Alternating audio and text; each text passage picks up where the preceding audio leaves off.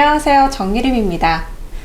한방나님의 굉장히 유명한 분을 모셔봤습니다. 바로 소중한 한의원의 김미선 원장님입니다. 안녕하세요. 네, 안녕하세요. 네, 오늘은 산후조리에 관해서 이야기를 나눠볼 텐데요. 출산 후에 산후조리를 꼭 해야만 할까요? 글쎄요. 반드시라기보다 배러 더 좋으려고 한다라고 저는 보통은 말씀을 드리는데요.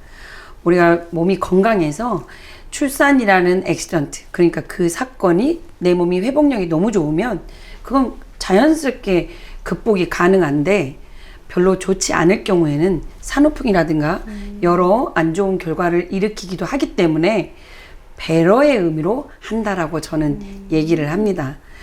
류마티스 관절염 학회에서 발표하기를 여성의 전 생애 주기 중에 출산 후 시기에 류마티스 관절염 발생률이 6배나 증가한다고 합니다.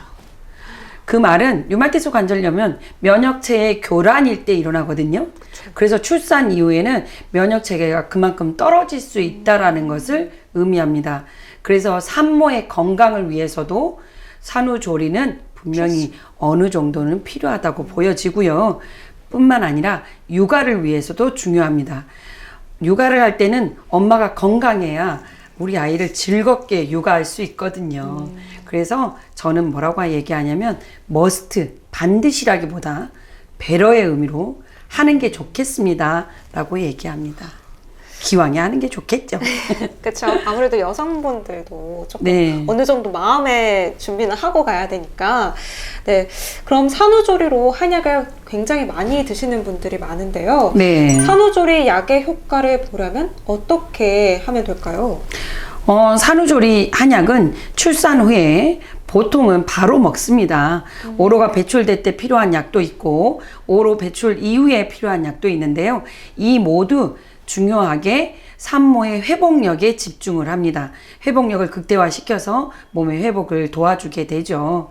그러면 산후조리 약의 효능은 무엇인가라고 묻는 분들이 있어요. 네. 그냥 회복력을 도와주냐? 그러면 어떤 실험실 안에서는 어떤 효과가 있는지 알아보도록 하겠습니다. 첫 번째, 산후보약이 자궁수축제보다도 자궁수축력이 현저히 높았습니다. 두 번째, 면역체계의 회복에 도움이 되었는데요. 염증 세포를 조절하는 수치를 정상화시켜줬고요. 총 알부민 양을 높여줬습니다. 이 말은 면역체계를 회복하는 데 도움이 되었다는 거고요. 산후빈혈의 예방에도 도움이 되었습니다. 산후우울증에도 도움이 되었는데요. 우울증 약보다도 산후보약이 산후우울증 발생률을 현저히 경감시켰습니다. 그리고 모유양에도 영향을 주어서 산후보약을 드신 분들이 모유양이 현저히 많이 나왔다는 연구가 있습니다. 모유양, 몸의 회복, 그리고 마음의 정신적인 회복, 그리고 자궁 자체의 회복에도 영향을 주었다라는 연구가 있습니다. 이렇게 말씀 들어보니까 이 산후 한약을 안 먹을 이유가 없네요. 그럼요. 그래서 그럼 산후조리 한약의 모유량도 방금 말씀하셨다시피 증가를 시켜준다라고 하셨는데 그럼 혹시 이거는 좀 TMI이긴 한데 모유에서 한약이 나오지 않을까 걱정하시는 분들도 있을 것 같습니다. 네. 그건 어떻게 생각을 하시나요, 원장님? 정말로 진료실 안에서도 너무도 많이 받는 질문인데요. 한약을 먹으면 아이한테 안 좋으니까 제가 한약을 늦게 먹으러 왔습니다. 이렇게 얘기하시거나 또는 난 모유를 안 먹일 때만 먹겠다 이렇게 얘기하시는 분들도 있습니다. 그런데 출산 후에 산모가 회복하는 결정적 시기가 있기 때문에 그 결정적 시기를 지나고 온다면 회복하기가 굉장히 어렵습니다. 그래서 출산 후에 바로 오시면 좋을 것 같고요. 이 걱정 때문에 모 한방병원에서 어떤 연구가 있었냐면요. 한약을 먹고 나서 모유를 짜서 그 모유 안에 한약이 나오는지에 대한 연구가 있었습니다. 재밌죠? 네, 생각보다 재밌네요. 네, 그랬더니 그 모유에서 우리 한약이라는 거는 이 하나의 성분이 아니라 여러 가지 허브의 포뮬러인데요.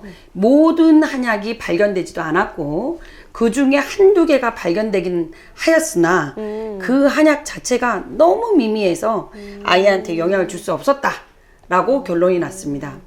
그런데 우리가 모유촉진차라고 산후조리원 가시면 다 먹고 있어요. 근데 그 주요 성분이 뭐냐면 당귀입니다. 이 당귀는 모유에서 아주 극소량이 발견됐으나 너무나 미미해서 아이한테 영향을 줄 정도가 아니었고 안전하다고 알려져 있기 때문에 모유 촉진차로도 드시고 있는 겁니다. 그러니까 너무 걱정하지 마시고 안심하면 좋을 것 같습니다. 네, 이렇게 좋은 말씀을 주셨는데 아기 낳으신 분들은 거의 대부분 산후풍 관련해서 조금 고민이나 이제 좀 여쭤보고 싶은 게 많으실 것 같아요. 그래서 산후풍은 뭐고 어떤 분들한테 가장 잘 발생하는지 좀 이야기해 주시면 좋을 것 같아요. 출산이라는 어떤 내 몸에 사건이 일어나면 내 몸은 자연스럽게 회복력이라 작동해서 임신 전 상태로 되돌아가려고 노력을 합니다. 그런데 그게 조금 부족하거나 힘들거나 할 때 내 몸에 여러 가지 증상들이 나타나는데요.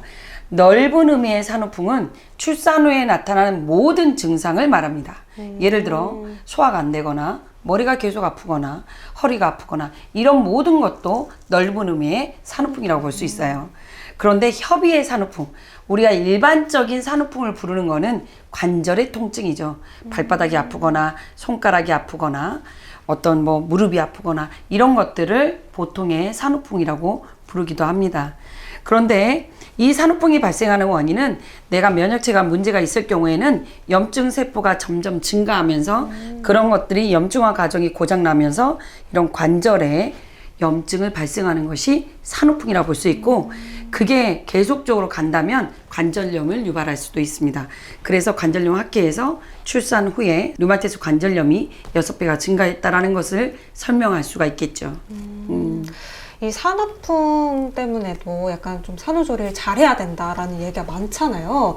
근데 나라마다 산후조리 방법이 조금씩 다른 것 같아요. 저도 찾아보니까 솔직히 서양 분들은 그냥 아기 낳은 그날 바로 샤워를 하시는 분들도 많고 스테이크를 드시는 분들도 많은데 우리나라에서 유독 산후조리를 조금 더 철저하게 하는 그렇죠. 이유가 혹시 이런 것도 좀 포함이 되나요? 사실은 그 이유에 대해서 여러 학자들이 주장한 바는 조금씩 다릅니다.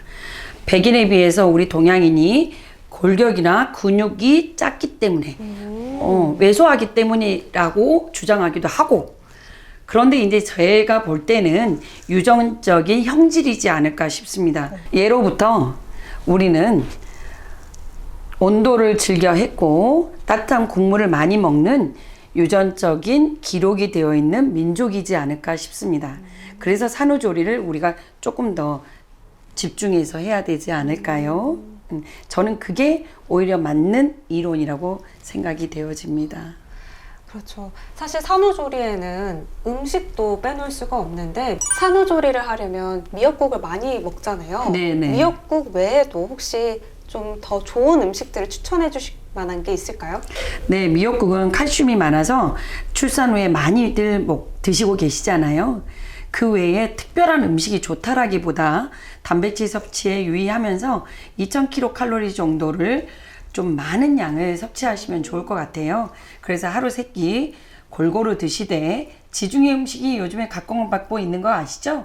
지중해 음식은 뭐냐면 야채하고 생선을 많이 먹고 가만히 들여다보면 뭐냐면 올리브 외에 그냥 한식입니다. 그래서 한식을 맵거나 자극적이지 않는 한식을 하루 3끼 꼬박꼬박 잘 드시고 중간에 간식을 조금은 드시면 좀 도움이 되지 않을까 싶습니다. 그럼 그 간식도 맵고 짜고 하지 않은 좀 담백한 걸로 그럼 먹어야겠네요. 네. 출산 이후에는 과일을 많이 섭취해도 아이가 생리적 설사를 하는 경우도 있어요. 그런데 그 정도의 설사는 큰 문제를 유발되지는 않습니다. 너무나 걱정하지 마시고 산모가 땡기는 맛있는 음식을, 건강한 음식을 즐겁게 드시도록 하시기 바랍니다. 네. 계속해서 이야기를 나누고 있지만 산후풍에 대해서도 이야기를 아까 잠시 나눴잖아요.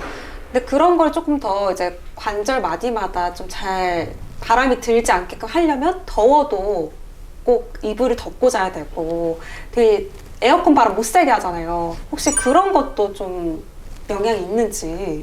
네, 이 질문도 진료실에서 굉장히 많이 받는 질문인데요. 산모들이 산후조리 약을 지으시러 오시면서 한여름에도 내복을 입고 긴 양말을 신고 오시면서 땀을 뻘뻘 흘리고 있는 분들이 맞아요. 간혹 계세요. 더운데도 정말 옷을 다 껴입고 있는 분들이 있는데 산후조리원 요즘에 많이들 가시잖아요. 그쵸. 산후조리원 가면 여름에 그러면 에어컨을 안 틀어야 되잖아요. 그런데 아주 시원하게 해놓습니다. 그 말은 무슨 말이냐면 출산 후에 땀을 너무 과하게 내면 그 땀을 통해서 오히려 기운이 소모됩니다. 그래서 절대 그렇게 하시면 안 되고 더우면 시원하게, 추우면 따뜻하게 내 몸에 식히는 본능에 따라서 움직이시면 됩니다. 땀이 좀 나면 빨리 체온의 손실을 막아주도록 옷을 갈아입으시고 에어컨이나 선풍기를 쐬는 건 좋지만 직접적인 바람만 주의하시면 될 것 같습니다. 추워요? 빨리 옷을 입으세요. 더워요? 옷을 적당히 서늘한 가볍게. 옷을 가볍게 입으시면 됩니다. 절대로 땀을 많이 내시면 안 됩니다. 네.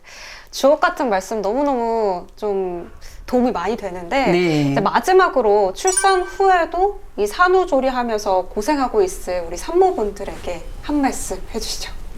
네, 우리는 하루하루 살아가야 됩니다. 그런데 출산이라는 이 고통이라고 생각하면 고통일 수도 있지만 우리는 출산을 통해서 소중한 아이를 낳았잖아요. 근데 우리 소중한 아이는 누가 키운가요? 엄마가 키워야 그쵸. 돼요. 근데 엄마가 건강할 때 우리 아이가 눈에 들어온답니다. 우리가 어머니들이 가끔 저한테 와서 뭐라 그러냐면 자고 있을 때가 제일 이뻐요 라고 해요. 맞아요. 자고 있을 때 우리 아이가 가장 이쁘다고 맞아요. 하시는 분들 그런 굉장히 말 많으세요. 정말 많으시죠. 맞아요. 체력이 있어야 우리 아이가 눈에 들어오고 이뻐 보입니다. 그렇죠. 케어를 할 수. 그 체력은 엄마입니다. 이제부터 달리기는 시작이에요. 육아의 달리기는 단거리가 아니라 장거리예요. 몇십 년 동안 엄마가 건강해야 되는 기본적인 세팅의 과정이 출산 후 조리입니다. 이때 리셋을 잘 해놔서 건강한 엄마가 육아를 멋지고 즐겁게 성공할 수 있지 않을까 싶습니다. 엄마의 건강이 육아의 기본. 이게 바로 산후조리가 필요한 이유이지 않을까 싶습니다. 네. 이제 곧 육아로 장거리를 뛰실 그리고 이제 예비 어머니가 되실 우리 구독자분들께서 이 영상 보시고 조금 더 도움이 많이 되는 그런 육아를 하시길 바라면서요. 오늘 귀한 말씀 해주신 소중한 한의원의 김미소 원장님 너무너무 감사드립니다. 다음 주에도 유용한 팁과 정보들 가지고 올 테니까요. 좋아요와 구독 많이 부탁드립니다. 그럼 감사합니다. 감사합니다. 네.